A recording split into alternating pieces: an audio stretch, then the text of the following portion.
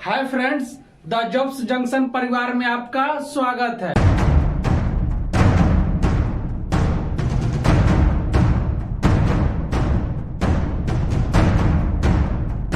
अब हम लोग आज के टॉपिक को शुरू करेंगे। हमने पिछले वीडियो में पूर्वी घाट के बारे में जाना था और बहुत ही विधिवत तरीके से पढ़ा था और आपको हमने बताया था कि जो पूर्वी घाट है वह टूटा फूटा है और क्यों टूटा फूटा है इसका भी चर्चा हमने किया था। उसके बाद हमने बताया था कि जो पूर्वी घाट है और पश्चिमी घाट है ये दोनों को जोड़ने का कार्य कौन करती है?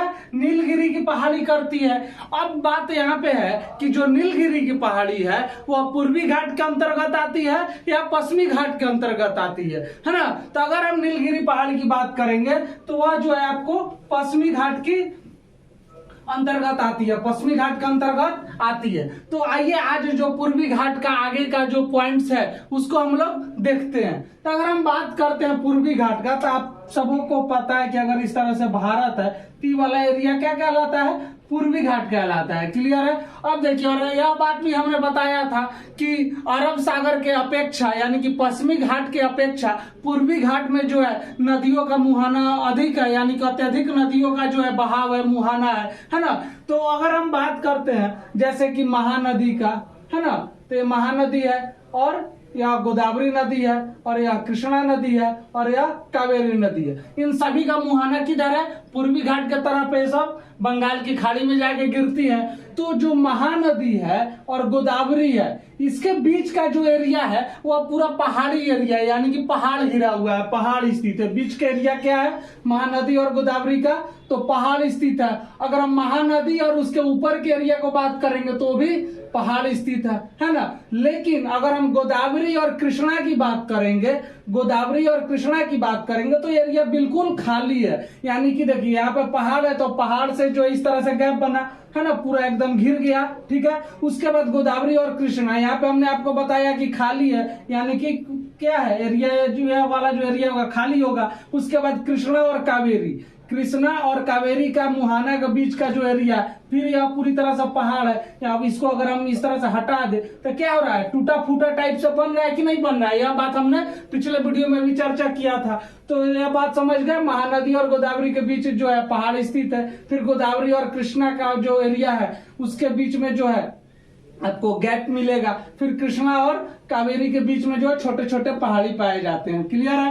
तो यहाँ पे यार पूर्वी घाट महानदी से गोदावरी तक पर्वत के रूप में है, यह बात यहाँ पे प्रूफ हो गया। ठीक है, उसके बाद अगला जो पॉइंट है हमारा, गोदावरी और कृष्णा नदी मुहाने क्षेत्र में पूर्वी घाट पर्वत के रूप में नहीं है। यानी कि अभी हमने बताया कि गोदावरी और कृष्णा का जो मुहाना का क्षेत्र है ना, वो क्या है? पर्वत के रूप में नहीं है, खाली स्थान है। क्लियर है? उसके बाद कृष्णा नदी के बाद तमिलनाडु तक पहाड़ियों के रूप में, यानी कि यहाँ पे जो है कृष्णा नदी है और कृष्णा नदी के बाद यानी कि यहाँ से लेकर के कावेरी यानी कि तमिलनाडु तक, टीएन का मतलब तमिलनाडु, यहाँ तक क्या है? पहाड़ी के रूप में है। उसके बाद हमने बात किया था कि जो पूर्वी घाट है उसकी लंबाई कितनी है। तो लंबाई की अगर हम बात करेंगे तो 1350 मीटर है। अगर हम ऊंचाई की बात करेंगे कि पूर्वी घाट का जो है ऊंचाई कितना है तो वह हो जाएगा आपका 650 मीटर। कितना होगा? 650 मीटर। तो आइए अब हम लोग देखते हैं कि जो पूर्वी घाट है उसमें कौन कौन सी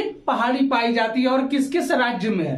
क्लियर है? तो यहाँ पे आपको पता है कि वाला जो एरिया होता है क्या होता है? पूर्वी घाट होता है ना। और तो आपको पता है कि जो ओडिशा में जो है, ओडिशा है ना, ओडिशा में जो है महानदी है, आकर के मिलती है, मुहाना बनाती है।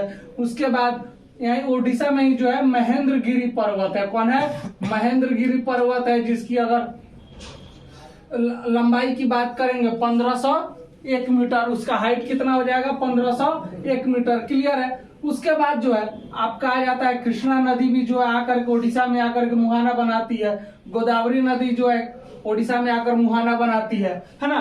उसके बाद हम बात करते हैं अगला, तो एरभला एक पहाड़ी है। कौन सी पहाड़ी है? एरभला, जो कि ये यानी कि आंध्र प्रदेश में पड़ता है। वह पूर्वी घाट की एक महत्वपूर्ण पहाड़ी है एरभला। उसके बाद जो दूसरी महत्वपूर्ण पहाड़ी है वह है नल्लामाला। कौन है? नल्लामाला। कहाँ पे ये अभी स्थित है? तो आंध्र प्रदेश में स्थित है। कहाँ पे स्थित है? आंध्र प्रदेश में स्थित है। क्लियर है? उसके बाद जो तीसरी जो महत्वपूर्ण पहाड़ी है वह है वेलिकोंडा। कौन है? वेलिकोंडा।